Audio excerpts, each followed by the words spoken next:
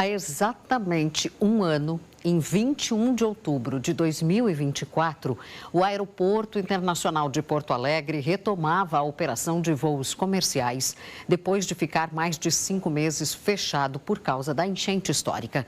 A pista e boa parte do terminal foram tomados pela água. A repórter Vanessa Felipe está ao vivo no local para nos contar o que mudou um ano depois. Oi, Vanessa, boa noite. Oi, Simone, boa noite para ti também, boa noite para todo mundo. Olha, eu diria que tudo mudou, não apenas a parte física, a estrutura física, mas também o movimento de pessoas. Simone, eu te ouvia falando e se eu não tivesse presenciado a enchente, seria difícil para mim e acho que para qualquer pessoa imaginar o aeroporto internacional, no caso de Porto Alegre, mas de qualquer capital brasileira, fechado por mais de 5 meses, porque estava completamente alagado, debaixo d'água, a pista, o primeiro piso. Então, realmente assim, se eu não tivesse presenciado, acredito que o pessoal de casa que me assiste também, seria difícil de imaginar, seria difícil de acreditar se a gente não tivesse vivido e não tivéssemos as imagens. Bom, voltando, você me perguntou sobre o que mudou. Eu falei da estrutura, da infraestrutura, porque foi preciso um processo de recuperação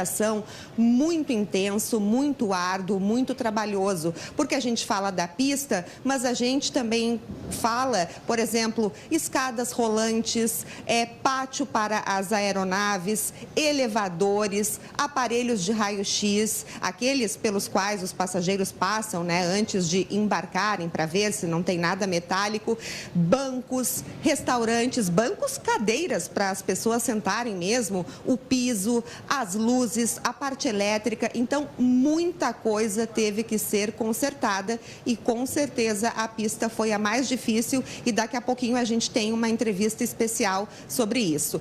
Falei também sobre o movimento. O aeroporto ele foi reaberto, ainda que de forma gradual, apenas para voos domésticos, há exatamente um ano, no dia 21 de outubro de 2024. A parte internacional reabriu em dezembro. Mas lá naquele 21 de outubro, foram 71 voos domésticos, entre partidas e chegadas, movimentando aí aproximadamente 9 mil passageiros. Parece bastante, mas não é, porque olha só esse número, entre janeiro e setembro deste ano, 2025, já passaram aqui pelas dependências do aeroporto, seja para voar dentro do Brasil ou para fora do Brasil, ou mesmo aquelas pessoas que vêm dar uma passeada, mais de 5 milhões e 300 mil pessoas. Gente, tem muitas cidades que não têm esse número de habitantes, é muita gente.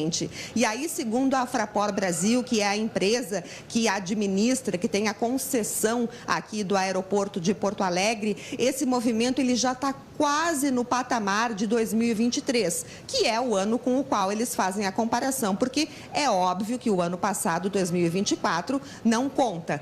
Lá em 2023, no mesmo período, entre janeiro e setembro, passaram por aqui mais de 5 milhões e 500 pessoas. Então, aos poucos, e nem tão pouco assim, né, porque foi relativamente rápido que o movimento voltou, mas a estimativa da Fraport é que o movimento de 2025 até o fim desse ano seja igual ou ultrapasse o número de passageiros lá de 2023. Em termos de voos, a gente tem atualmente mais ou menos, depende do mês, a alta temporada tem mais, férias tem mais, mas é uma média mensal de 5 mil voos, mais ou menos isso, tanto domésticos quanto internacionais. E os destinos, bom, já são os mesmos, inclusive talvez até um pouquinho mais do que os destinos para os quais era possível voar antes da enchente. Para o Brasil, para todos os estados. E para fora do Brasil, por exemplo, Lisboa, Santiago, Buenos Aires, enfim. Então, Simone, mudou muito. E aí, para falar da parte mais difícil, que foi a pista, a gente conversou nesta tarde com o Cássio Gonçalves, que é diretor de infraestrutura da Fraport Brasil, e dá um relato sobre a dificuldade que eles tiveram, mas conseguiram. A pista é o nosso principal ativo e ela demandou, né, a quantidade maior de trabalho nessa reconstrução. Então, sem dúvida, o maior desafio foi ali na pista. E quando eu falo pista, não é só a pista propriamente dita, mas estamos falando de táxis, pátios. Para você ter uma ideia, foi o equivalente a mais de 30 campos de futebol que foram reconstruídos, né, repavimentados. Em determinadas áreas, nós tivemos que remover 42 centímetros de asfalto de espessura. Estragado. Estragado, né? Danificado pela água, pelo tempo de exposição na água. E para recompor tudo isso, você tem que fazer camada por camada, né? Em alguns pontos 6 camadas, uma, né, de cada vez. Então, é um trabalho muito minucioso, cada camada tem que ter o seu controle tecnológico, seu controle de compactação, controle de temperatura, não pode se fazer de qualquer jeito. Então, é inacreditável a quantidade de trabalho que a gente conseguiu colocar num curto espaço de tempo e mobilizar tanta empresa, tanta gente. Colocamos uma usina de asfalto dentro do aeroporto para conseguir dar conta da demanda de asfalto, por exemplo.